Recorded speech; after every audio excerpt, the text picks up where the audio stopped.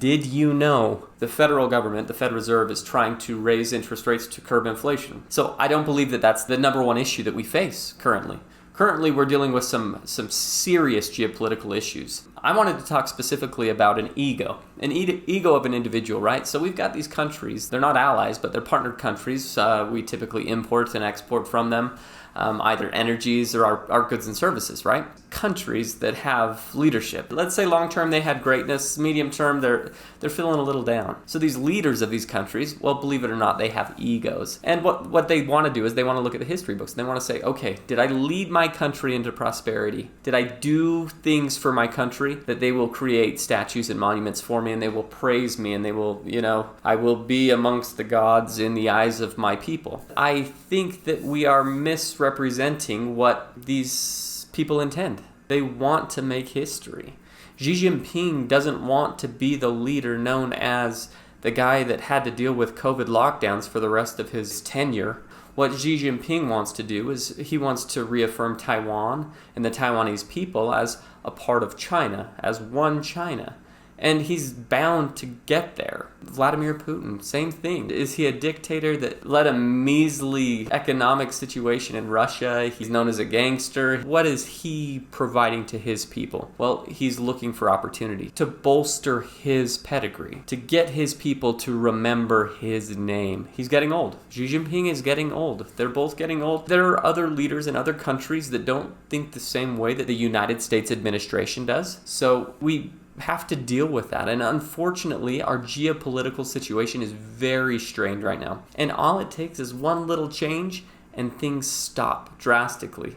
It doesn't matter. Inflation and the numbers that we're trying to watch on the market to help influence the market and get us back to a good jobs number or a healthy economy, those things will not matter if geopolitically we have an event that strains trade within our international society. And believe it or not, it's coming close. Just today it was announced that Russia invited India and China to participate in war games within Russia. Well, that's very interesting, right? If these guys that are hell-bent on leaving their countries in a state, I'm not going to say better when they left them, but praises that leadership or gives that leadership some sort of historical significance, that's their intent, is to disrupt the status quo. They don't want to be the leader that was here and now and forever known as that stood behind the great United States, the great disrespectful United States. I feel like there's a lot of perceived disrespect and slight that's occurring within our geopolitical system, that even though we don't agree with these countries, obviously we don't, there's potential genocide occurring in China, as announced by the UN today. And there's other things that are happening in Russia that we just don't know. So we don't agree with them, but if we don't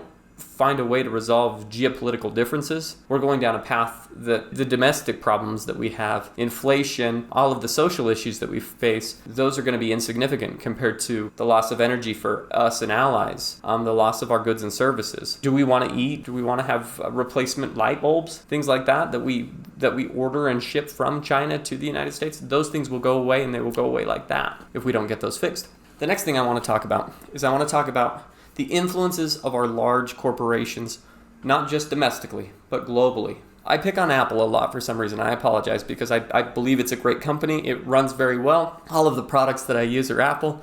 Wonderful. Not sponsored by Apple. But what I want to talk about is that Apple, more than 50% of Apple's generated revenue comes from outside sources, not domestic. Not in the United States. I think we're about 40% of its generated revenue. So if Apple is dealing with a global recession and they're expected to continue to sell their products and services, and the United States somehow avoids recession, but the rest of the world is forced into recession, Apple's values, their earnings, are going to be very inconsistent with what they have previously hit. So quarter one, they were 130, quarter two, they were 107. Quarter three, they were about 87. And here we are, quarter four. What is Apple going to look like relative to their previous performance? And what makes it worthwhile to invest? I only invest in a company that earns money or that has the potential to grow long term. Many people see that as the technical indicator. Oh, well, Apple's values are down, they're suppressed, so now's the time to invest because long term they will be a company worth investing in. But I believe there's still a lot more room to see downside risk. There's going to be some downside because those earnings numbers are going to come back, and they are going to be drastically different than what we estimate. So just a few things to think about. First, the egos of a country, country leadership, the differences that we face geopolitically, and if we don't resolve those, what could potentially happen. And then the global revenue generated by our giant tech companies that we feel are very foundationally sound. What could cause a disruption from those companies? All right. Cody Rogers here, WMX. What do you do? Like, subscribe, do those things. And if you've got questions, reach out to me. Always happy to help.